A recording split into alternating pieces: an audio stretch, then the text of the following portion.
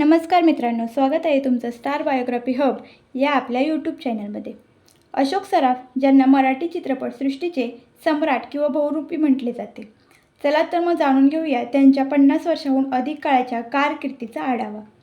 अशोक सराफ यांचा जन्म 4 जून 1974 रोजी मुंबईत झाला. त्यांचे बालपण दक्षिण मुंबईतील चिकळवाडी परिसरात गेले. त्यांनी आपले शालेय शिक्षण DGT हायस्कूलमधून पूर्ण केले. त्यांना लहानपणापासूनच नाटकाची ओढ होती. अभिनयात येण्यापूर्वी त्यांनी स्टेट बँक ऑफ इंडियामध्ये 10 वर्षे नोकरी केली. पण अभिनयाची आवड त्यांना शांत बसू देत नव्हती. पहिले नाटक ययाती आणि देवयानी या नाटकातील एका छोट्या भूमिकेतून त्यांनी अभिनयाला सुरुवात केली. हमीदाबाईची कोठी, अनधिकृत, मनोमिलन आणि साष्टांग नमस्कार यांसारख्या नाटकातून त्यांनी आपल्या अभिनयाची चुणूक दाखवली. केवळ विनोदीच नाही तर गंभीर आणि खलनायकी भूमिकाही त्यांनी नाटकात ताकदीने साकारल्या. चित्रपटसृष्टीतील सुवर्णकाळ. पदार्पण 1969 मध्ये जानकी चित्रपटातून त्यांनी मराठी चित्रपटसृष्टीत पाऊल ठेवले. अशोक लक्ष्मीकांत बेर्डे जोडी. 1980 आणि 90च्या दशकात अशोक सराफ आणि लक्ष्मीकांत बेर्डे या जोडीने मराठी सिनेमावर राज्य केले. धूमधडाका, अशी ही बनवाबनवी, दे दनादन, थरथराट हे चित्रपट आजही प्रेक्षक आवडीने पाहतात. चेहऱ्यावरील हावभाव आणि संवादाची फेक या जोरावर त्यांनी प्रेक्षकांना खळवळून हसवले. हिंदी चित्रपट आणि दूरदर्शन. बॉलिवूडमधील कामगिरी. करण अर्जुन, कोयला, यस बॉस, सिंघम आणि गुप्त यांसारख्या मोठ्या हिंदी चित्रपटांमध्ये त्यांनी महत्त्वाच्या भूमिका साकारल्या. हम 5. झी टीव्हीवरील हम 5 या मालिकेतील आनंद मथुर ही त्यांची भूमिका संपूर्ण भारतात लोकप्रिय झाली. कौटुंबिक जीवन आणि स्वभाव. वैवाहिक जीवन.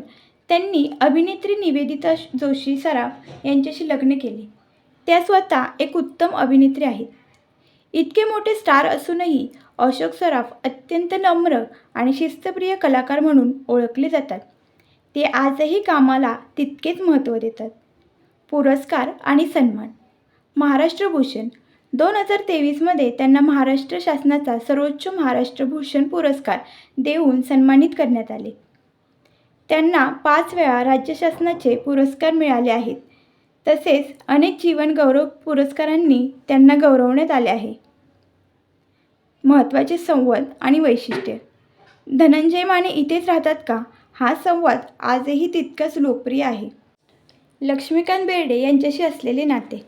मराठी चित्रपटसृष्टीत अशोक लक्षा ही जोडी शोलेमधील जय वीरूसारखी मानली जाते. त्यांनी एकत्र डझनहून अधिक सुपरहिट चित्रपट दिले.